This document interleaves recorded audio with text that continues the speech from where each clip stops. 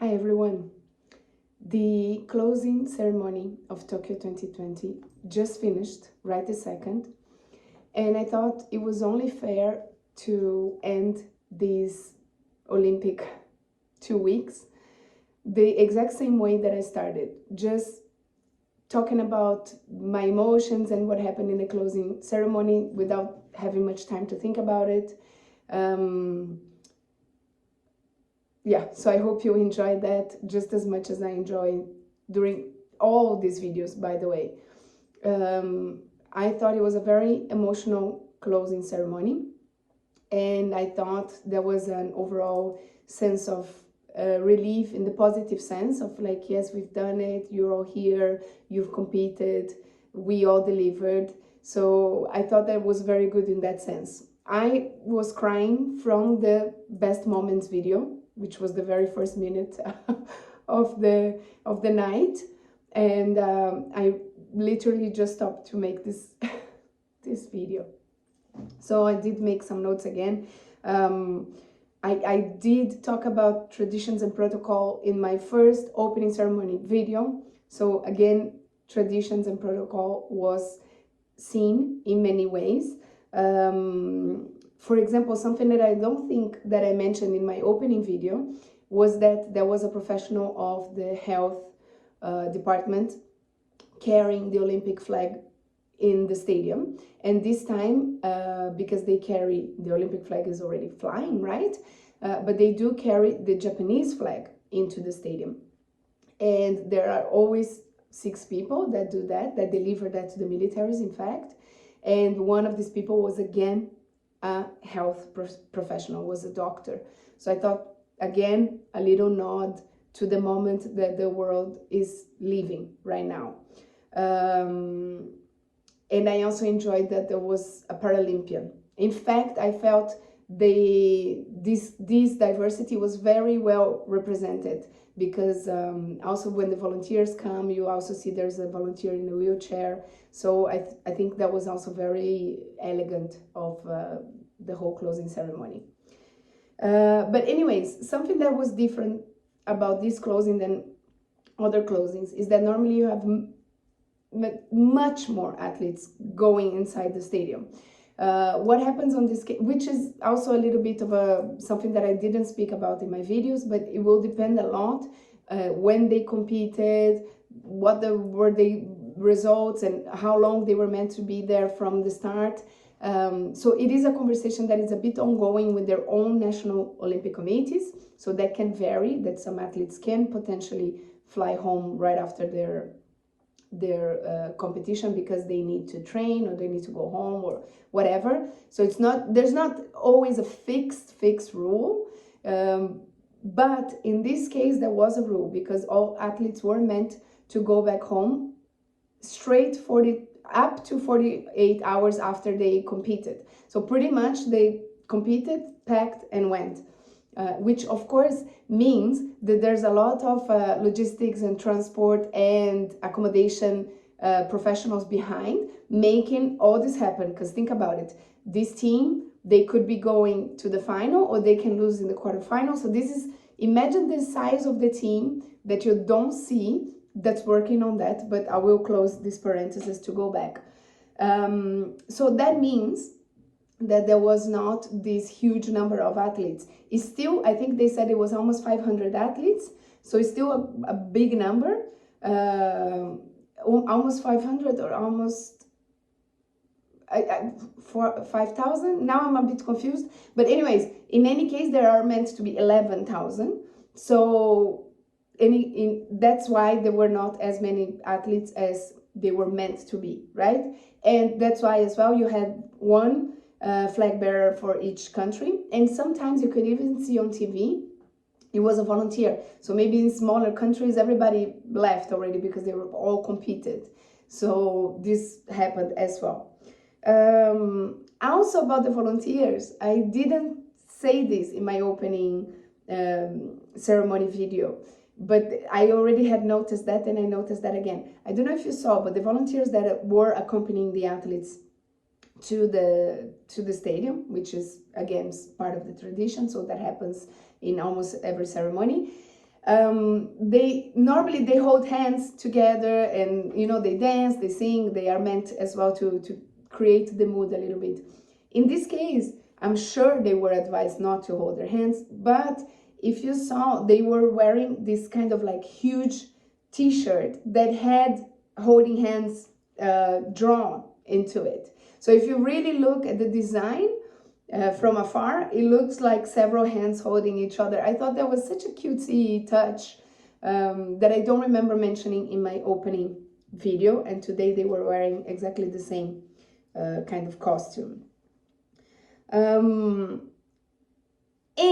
something that I really wanted to talk about is, why do they enter all together if the protocol in the opening ceremony makes them enter behind their flag in a certain order, with their nations being called, etc. Okay, so that's a very, very, very, very cute story of the games.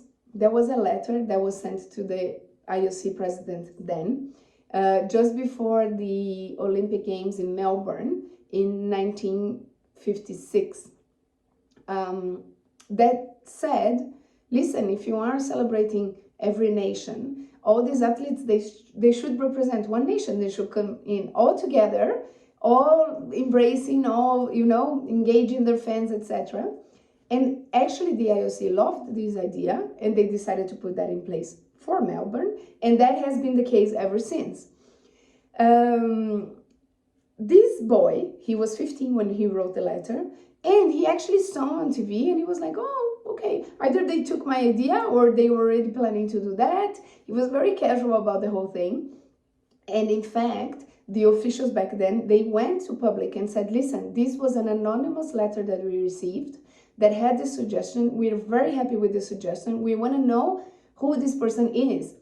And the boy, he didn't tell his father that he was sending this letter. He was a Chinese descendant, and he was afraid that his father was going to get mad, so he didn't come forward. Well, long story short, they did find the guy. I even wrote down his name, Yan Ing, sorry. And he came into the Sydney opening ceremony. He was one of the participants for the Sydney opening ceremony. So I guess someone like me who's just interested in the games and just want to propose stuff and make it better and make it more connected to the human values, I suppose, right? So I think this is very beautiful, and something always to be remembered at the closing, that they all become one nation. That's a little bit the message. Then we have all the athletes in the stadium, and then we had that beautiful moment of the Olympic spirit, which athletes were apparently encouraged to use their phones to make the lights. And then you had the little, I can only hope that it was as beautiful in the stadium as it was beautiful on TV. No? The whole lights and falling from the top of the stadium and then back up, and then they form the Olympic rings in lights. I think they were drawn of lights again. I'm not sure of the technology, but I thought it was another moment that I cried my eyes out. And then to continue my crying, this beautiful Japanese singer comes out and sings a song from Edith Piaf, half in Japanese, half in French, already making a little nod to Paris 2024 in this beautiful, colorful costume. I thought it was amazing. I really enjoyed that moment. And then, going back to protocol, we have the Greek flag being carried into the stadium. Why? Because Olympic Games are from Greece, and they were revived in the modern era by Pierre de Coubertin. I think I said that enough times in my videos, but it's this kind of respect to Greece. And in fact, the first hosts of the Olympic modern games were Greece as well in 1896. So it is that kind of, again, that bow of respect yes, we understand, Greece, we respect you. So the Greek flag comes. Then we have the athletes that were elected for the Athletes Commission. I think in one of my videos I speak exactly about that, about all the IOC members and part of the discussions that move sport and Olympism forward, being with different stakeholders. And amongst those stakeholders, we do have a commission made of athletes, and those athletes were elected by all the other athletes in the Olympic Games. So during the Olympic Games, this election happens. And something else that I wanted to say is that Thomas Bach, the current president of the IOC, started as part of the Athletes Commission. So you can see that this could also be, not only it is a voice for the athletes on behalf of every other athlete, but it could be also the stepping stone to a more political career in the sports world. I want to be careful with the word political, but you see what I mean. It could be something that they will become, part of the movement in a more formal way. So we have that, and then we have the volunteers coming to the stage. As I said before, one of the volunteers in a wheelchair. You can see that they really make a diverse, right? There was a kind of older person, there was a younger person, there were men and women kind of mixed.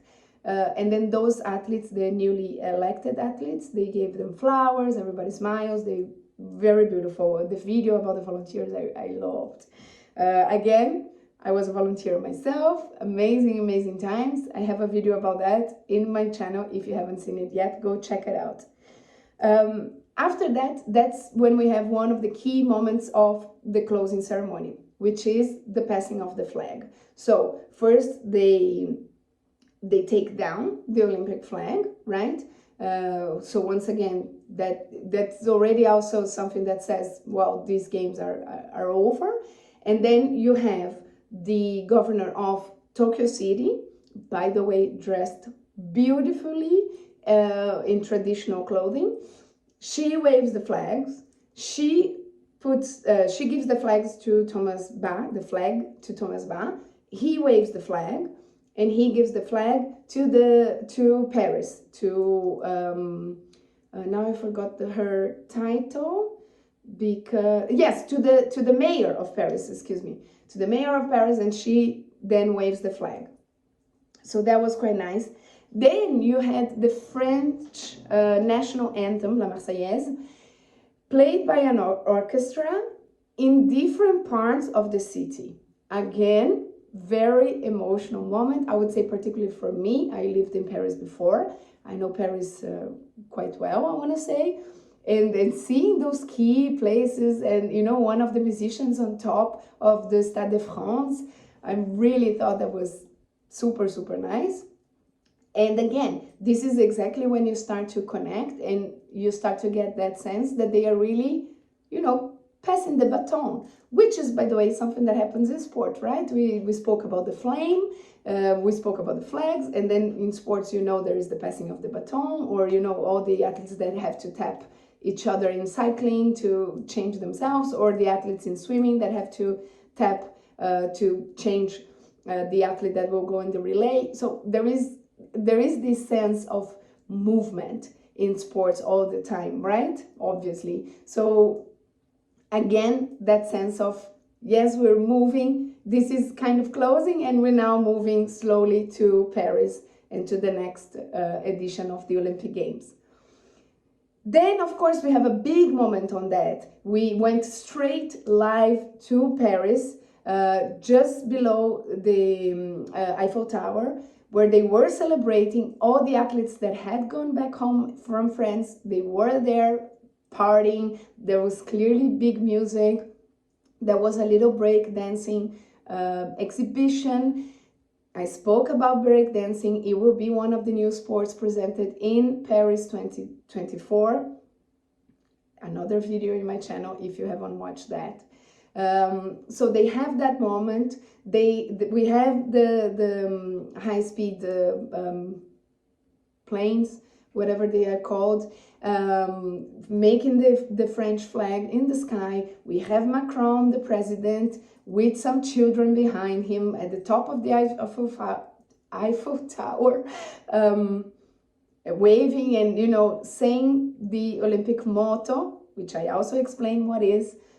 He's saying the Olympic motto in French. He's again finishing the Olympic motto with the word ensemble, which means together. So, you know, stronger, higher, faster, together. So this sense that we are all together in this.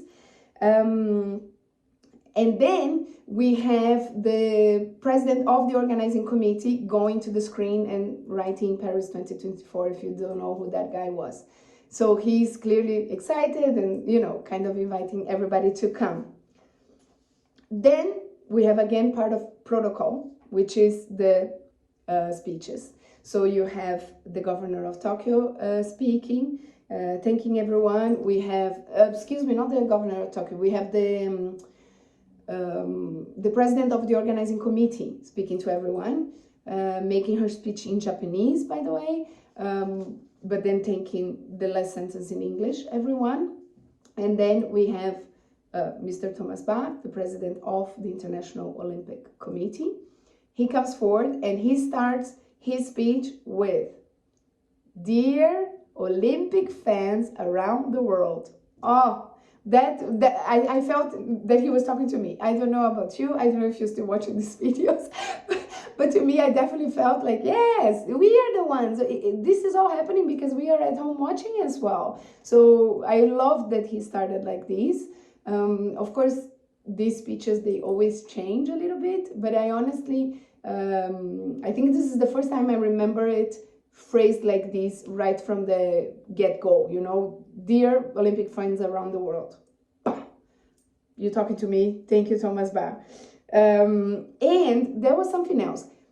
Before he spoke, there was one representative of each continent plus someone from the refugee Olympic team, or a representative, in fact, of the Olympic refugee team that stepped in the podium with him, in the platform with him, right?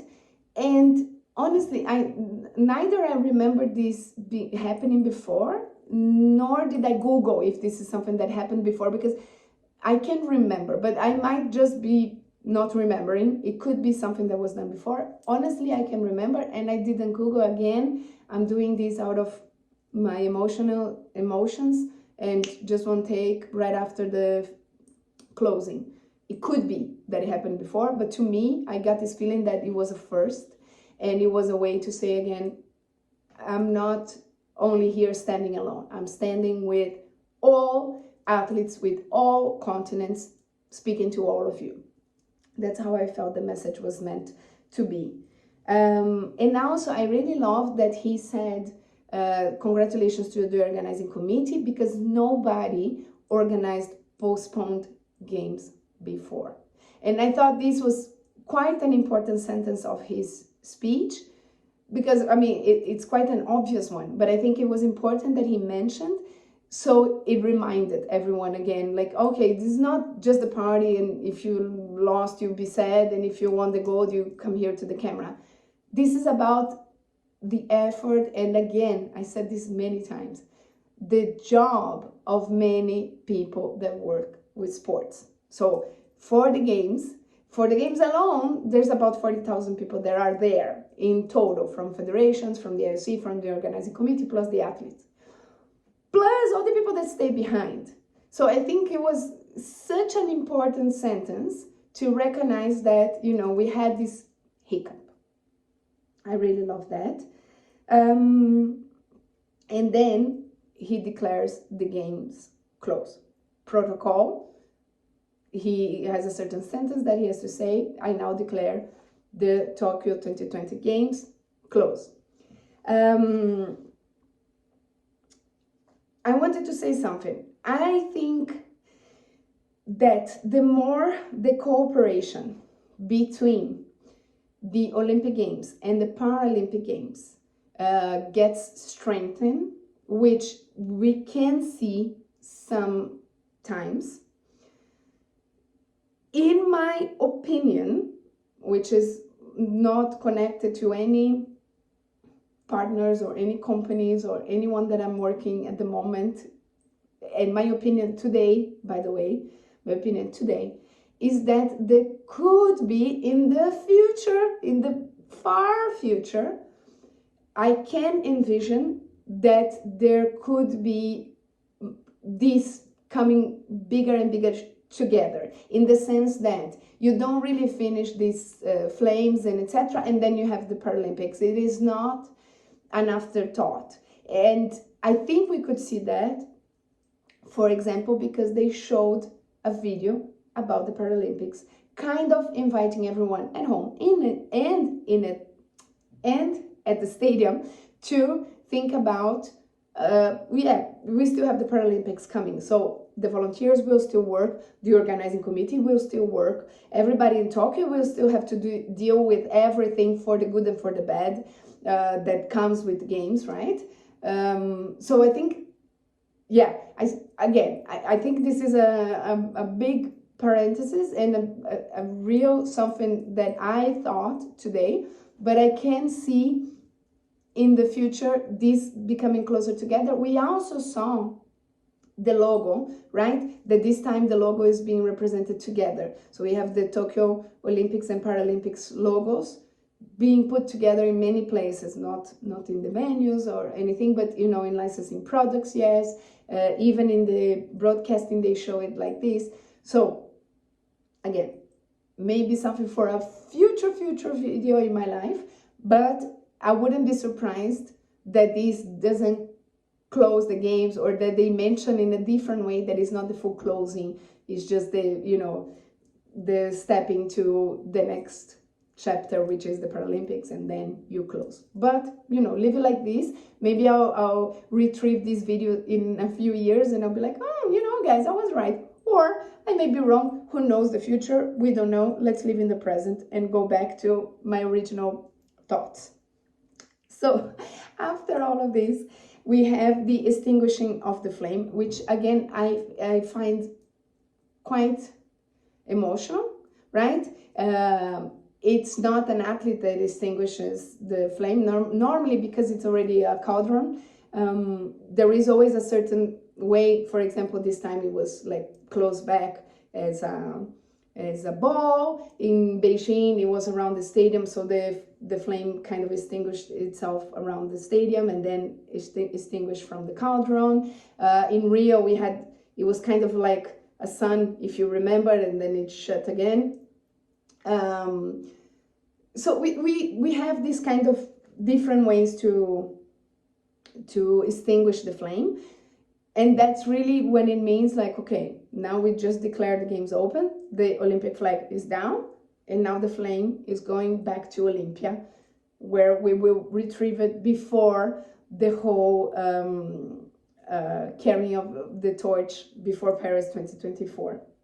Something that I don't remember saying in any of my other videos is that the flame was the whole time burning with sustainable fuel. They said many times, but I don't remember saying in any of my videos, so I'm now saying this, so it's also said within those within my Olympic videos.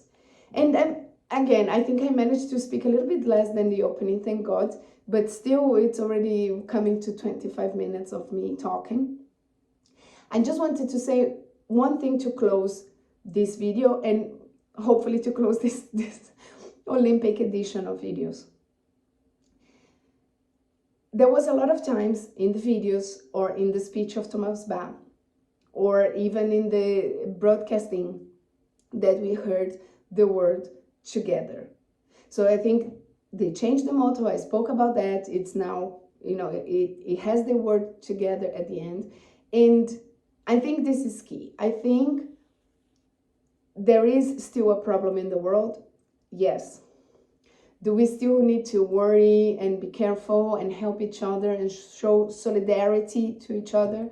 For sure.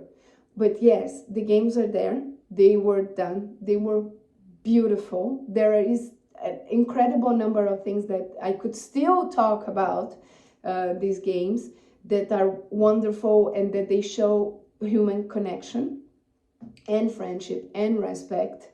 But I think that's the point. Ultimately, whether you like the games as me or not, Olympic Games are about people being together. And I don't only mean athletes. When you are a fan, you know that you go to an Olympic Games to be together with other fans. And I don't only mean fans from your own country. I mean fans from all over the world, right? So I think that's the message that the games managed to deliver. That's the message that I want to finish my videos with, that we get together, that we take the good things of the games, and that we use them to move forward and to move out of this horrible situation that the world still is in 2021. And I can only hope you enjoyed being with me here just as much as I enjoyed doing those videos. I want to thank you very much for being here. I don't want to be emotional again, so I'm going to finish this video right now. Thank you so much.